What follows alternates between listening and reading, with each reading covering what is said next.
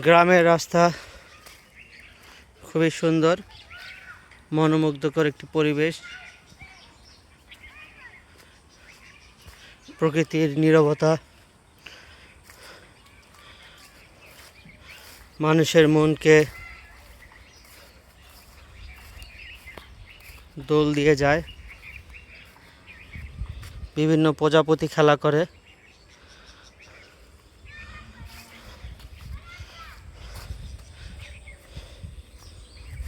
অনেকে দেখা যায় এখানে এসে পিকনিক করেছে, পেঁয়াজ টিয়াজ কাটা।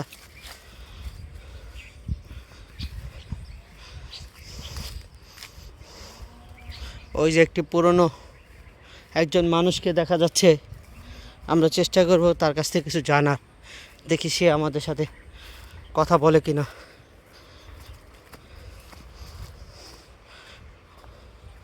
আমরা বোঝার চেষ্টা করব, জানার চেষ্টা করব।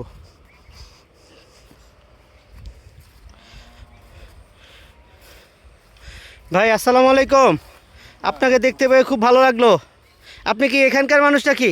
হ্যাঁ ভাই, এটা আপনার নাম কি ভাই? মোহাম্মদ রাকিব আহমেদ। রাকিব ভাই, এই যে যে পুষ্করিণীর ধারে দাঁড়িয়ে আছেন, এটা কোথায় অবস্থিত? এটা এই জায়গাটা কি নামে পরিচিত? এটা হচ্ছে কেরানীগঞ্জ, যে আপনার তেগুড়ি ইউনিয়নে অবস্থিত। আচ্ছা, এই যে এই পুষ্করিণীটা নাকি 150 বছর পুরনো, এটা আপনার মতামতটা কি? এটা আপনি কবে থেকে দেখতেছেন? আপনার তো জন্ম এখানে। এটা অনেক ছোটবেলা থেকে এখানে দেখা যায়। এই পুষ্করিণীটা আমরা দেখেছি। পাশে মহল্লাটা, এটা হচ্ছে হিন্দু একটা অধ্যুষিত একটা মহল্লা। এই মহল্লার পরে আমরা এই পুষ্করিণীটা, আমরা যখন ছোটবেলা ছিলাম, তখন এখানে একটা মেলা হইতো। তো মেলার মধ্যে আমরা যখন আসতাম, তখন এই পুষ্করিণীটা আমরা দেখতাম। এখানে আগেও মাছ ছিল, এখনো অনেক মাছ দেখা যাচ্ছে। তো এটার ইতিহাস অনেক পূর্বে থেকেই। আচ্ছা, এটা ইতিহাস অনেক পূর্বে থেকে, তার মানে এটা বলতে চাচ্ছেন আপনার দাদার আমল থেকেও আর কি, দাদার পরদাদার আমল থেকেও এই পুষ্করিণী বিরাজমান। হ্যাঁ হ্যাঁ, এরকম। যাক, আমরা এক ভাইয়ের সাথে কথা বলে জানতে পারলাম এই পুষ্করিণীর সংক্ষিপ্ত ইতিহাস।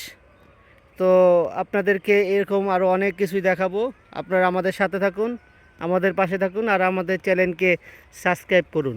ধন্যবাদ, সবাই ভালো থাকবেন। আল্লাহ হাফেজ।